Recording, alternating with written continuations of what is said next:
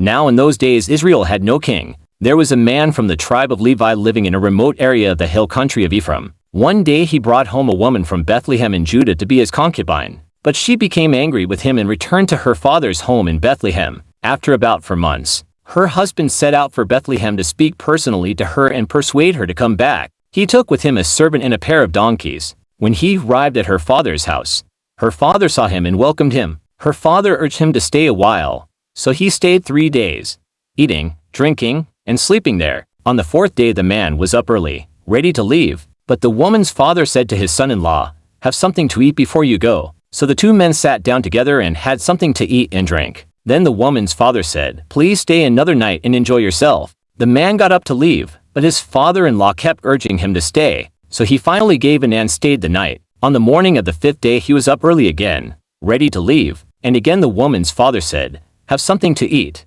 Then you can leave later this afternoon." So they had another day of feasting. Later, as the man and his concubine and servant were preparing to leave, his father-in-law said, "Look, it's almost evening. Stay the night and enjoy yourself. Tomorrow you can get up early and be on your way." But this time the man was determined to leave. So he took his saddled donkeys and his concubine and headed in the direction of Jebus, that is, Jerusalem. It was late in the day when they neared Jebus, and the man's servant said to him, "Let's stop at this Jebusite town and spend the night there." "No," his master said, "we can't stay in this foreign town where there are no Israelites. Instead, we will go on to Gibeah. Come on.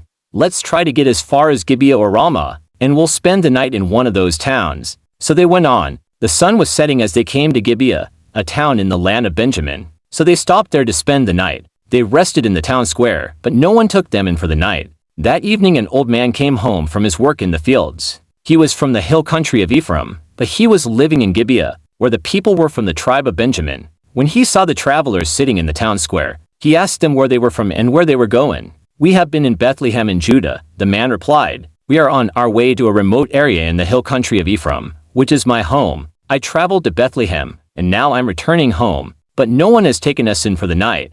Even though we have everything we need, we have straw and feed for our donkeys and plenty of bread and wine for ourselves. You are welcome to stay with me," the old man said. "I will give you anything you might need, but whatever you do, don't spend the night in the square." So he took them home with him and fed the donkeys. After they washed their feet, they ate and drank together. While they were enjoying themselves, a crowd of troublemakers from the town surrounded the house. They began beating at the door and shouting to the old man, "Bring out the man who is staying with you so we can have sex with him." The old man stepped outside to talk to them. "No, my brothers, don't do such an evil thing, for this man is a guest in my house, and such a thing would be shameful. Here, take my virgin daughter and this man's concubine. I will bring them out to you, and you can abuse them and do whatever you like, but don't do such a shameful thing to this man." But they wouldn't listen to him. So the Levite took hold of his concubine and pushed her out the door. The men of the town abused her all night, taking turns raping her until morning. Finally, at dawn they let her go. At daybreak the woman returned to the house where her husband was staying. She collapsed at the door of the house and lay there until it was light.